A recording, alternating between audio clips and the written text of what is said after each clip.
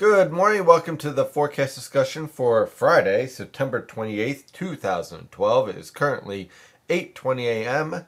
and we have some rain moving through the New York City metropolitan area and a few showers also moving through the Philadelphia metropolitan area. But the big story here is the temperature gradient. And I'm going to show you why.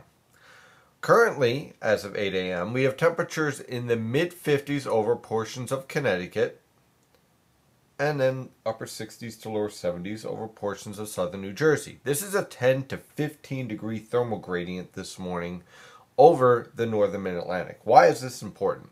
Well, a thermal gradient basically produces lifting, okay? And that lifting in the atmosphere keeps overcast skies over the northern mid-Atlantic and also the constant threat for scattered showers. Now, I'll go more into this as we take a look at the water vapor satellite picture. But also notice the winds here. The winds are, well, generally light, but they're from the southeast over portions of central and southern New Jersey and over portions of southeastern Pennsylvania. However, as we move over northeastern Pennsylvania, northern New Jersey, and also locations to the north of the New York City metropolitan area, well, those winds are from the north and northeast. So clearly we have a frontal boundary stalled over the northern mid-Atlantic. And that is what is going to be the focal point throughout this entire weekend for the potential for showers as disturbances move through. So let's take a look at the latest radar. Now, as you can see, the bulk of the steady rain is lifting to the northeast towards New England. The steady rainfall will exit Connecticut and the Hudson River Valley roughly by 12 p.m. this afternoon, but will still be under the threat for scattered showers, as you can see here, moving through the region. Now, today isn't going to be a washout. It's going to be more of a nuisance. You're going to deal with these scattered showers here and there, variable overcast cloud cover. Temperatures are going to range from the mid to upper 60s over the northern interior, like Connecticut, the Hudson River Valley, northern New Jersey, and northeastern Pennsylvania. However, as you move south towards New York City, central and southern New Jersey, and southeastern Pennsylvania around the Philadelphia metropolitan area, temperatures are going to actually range anywhere from the upper 60s to mid 70s. Again, pretty much where this stationary front sets up. To the south, well, basically we're going to be rather warm. To the north, cool. But we're really not going to see a major change in our temperatures from the morning to the afternoon because we have a major influence from the Atlantic called a marine air mass. So we're really not going to see a huge change in our temperatures. Basically, how you feel now is pretty much how you're going to feel in the afternoon, which for most people is uncomfortable because of all the humidity in the atmosphere. Now, as you can see, we have a nice break in the rainfall over portions of southwestern Pennsylvania and West Virginia and Ohio. And then we see another batch of rainfall developing over the Tennessee River Valley. This will move through tomorrow, mostly during the morning and early afternoon hours, and then clearing out once again in the evening hours. But again, this isn't a widespread heavy rain threat. It's more of scattered showers moving through, remaining a nuisance over the northern mid-Atlantic. So let's take a look at the water vapor satellite picture. Now you can see exactly what's happening here. Here's our polar jet stream with our nice impressive trough. Look at this disturbance. Very impressive over portions of the Great Lakes. You can also see another disturbance retrograding back towards the Rockies. This won't be an issue, but still, look how tightly wound this is. It's pretty impressive. And then here's our troublemakers, right here with the subtropical jet stream. Now notice we have various mid-level disturbances moving through the, well, basically the southern plains, the Mississippi River Valley, Tennessee River Valley, and then off towards the northeast. And these disturbances are going to move through each day, creating a threat for scattered showers. Now, timing of these disturbances is a little bit uncertain, as mid-level disturbances love to play little tricks on the models. And so, for example, this morning, the moderate to heavy rainfall that was moving through Connecticut today was actually expected to move a little bit further south and a little bit slower. But turns out the disturbance decided to move a little bit faster because we had a little bit more of a jet streak in the mid-levels of the atmosphere. And so it's lifting off to the northeast a little bit faster than expected. So we're drying out a little bit faster than expected.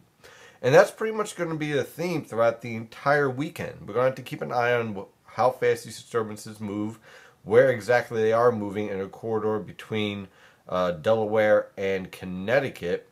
And where those disturbances move through is where we're going to pretty much see scattered showers. Again, not a washout for this weekend, but more of a nuisance.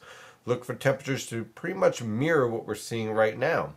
To the north of this stationary front, look for temperatures basically to remain in the mid to upper 60s.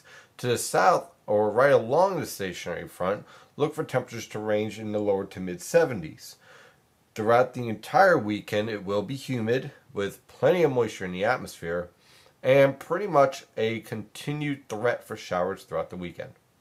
So basically what you see now is what you get throughout all the way through Tuesday, basically, until this entire setup starts to exit out into the Atlantic. Taking a look at the model guidance. Here we are with the European model guidance from the Penn State EWOL website, an excellent website for all your model guidance needs. For this evening, again, more disturbances moving through the northern mid-Atlantic. We have a weak boundary overhead. For this evening, I expect clearing out, as far as, should I say, drying out, will remain cloudy, variable cloud cover to overcast cloud cover throughout the entire northern mid-Atlantic. However, I do think we'll see a break in the rainfall, and most locations will remain dry this evening. So if you have any plans for any outdoor activities, I think you'll be fine for this evening as far as any rainfall threats. Again, for this entire weekend, we're going to see an upper level low start to dig itself over portions of the eastern Great Lakes. That's going to enhance the potential for more disturbances to move through the region. But look how it's lifting towards the St. Lawrence River Valley. So I think we're going to start to move towards basically a confluent or a convergent area under this upper level low that's going to allow us to dry out just a bit. So I think Saturday is going to be our best potential to see more showers. And then by the time we get to Sunday, as this upper level low starts to lift northeast, I think we'll see drier conditions built in for Sunday afternoon and Sunday evening. So again, this weekend is not a total washout. We're just going to keep an eye on these scattered showers. And basically, we're going to see a continuation of mirroring of the temperatures that we're seeing now, ranging from the mid to upper 60s over the northern interior and lower to mid 70s along the coast. This pattern continues to remain in place through Monday with more showers, and I could even see an isolated thunderstorm over portions of the Philadelphia metropolitan area. Nothing severe, but just because of the tropical nature of this air mass in place, can't really rule it out. By Tuesday, we'll see a stronger low pressure system try to lift north and east along the coast. Could see some more widespread rainfall on Tuesday. But then by Wednesday and Thursday, high pressure starts to take control, and we'll see a drying out of the weather pattern for Wednesday and Thursday, with temperatures remaining cool in the mid to upper 60s for highs throughout the entire northern mid-Atlantic. And as we take a look at the long-range forecast for next week, I do see a step down to much cooler conditions for the entire New York City and Philadelphia metropolitan area, as a deeper trough starts to establish itself over eastern North America and drive colder and colder air down towards the lower 48. Again, this is a step down process. We're not going to see a rapid change in our temperatures, but each week I think we're going to see a little bit cooler temperatures build in with each progressive cold front moving through. So that is your forecast discussion for today. Of course, I'm your meteorologist, Stephen DiMartino. You can follow the latest weather information at nynjpaweather.com and nynjpaweather on Twitter and Facebook. And of course, if you're looking for more in-depth information for your weather needs, you could always subscribe to NYNJPA Weather Premium Discussions for only $10 a month. Have a wonderful day and have a great weekend. Stay safe out there.